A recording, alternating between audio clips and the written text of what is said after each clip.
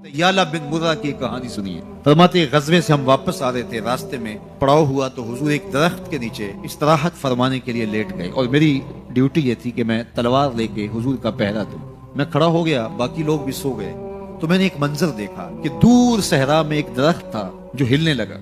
थोड़ी देर के बाद वो अपनी जड़ों समेत बाहर आया और अपने आप को घसीटता हुआ मेरे बराबर आके खड़ा नहीं हो जाता। थोड़ी देर के बाद वो वापस वहां जाता है और जहां से उखड़ा था वहां जाके दोबारा नस्ब हो जाता है। मेरे लिए बड़े अचंभे की बात थी, लेकिन मेरे पास कोई था ही नहीं कि जिससे मैं बात कर सकूं। हुजूर थे तो इस्तराहत फरमा रहे थे और मैं हुजूर के आराम में खलल नहीं डालना चाहता था। खैर हुजूर बेदार हुए तो मैंने सलाम अर्ज करने के बाद जो पहली बात कही वो यही थी। मैंने कहा हुजूर वो जो सामने दरख्त है थोड़ी देर पहले वो अपनी जगह से उखड़ा था, शाखों के बल अपने आप को घसीटता हुआ यहाँ पहुंचा, फिर मेरे बराबर आके खड़ा हो गया, फिर थोड़ी देर के बाद वापस वहां जाके नस्ब हो गया।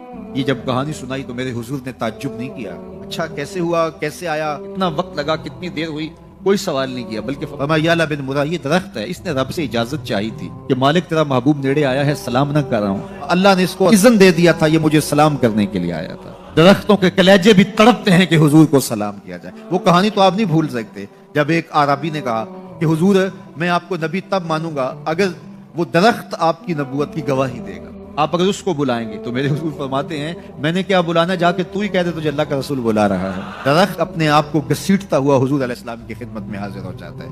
दरख्त मान रहे हैं, चांद का कलेजा शक हो रहा है, पत्थर कलमे बोल रहे हैं, हुजूर के इश्क में कायनात के एक एक ज़र्रे का दिल धड़क रहा है। वो क्या किसी ने कहा था, जमीन जल रही है, आसमां जल रहा है, मोहब्बत में सारा जहां जल रहा है।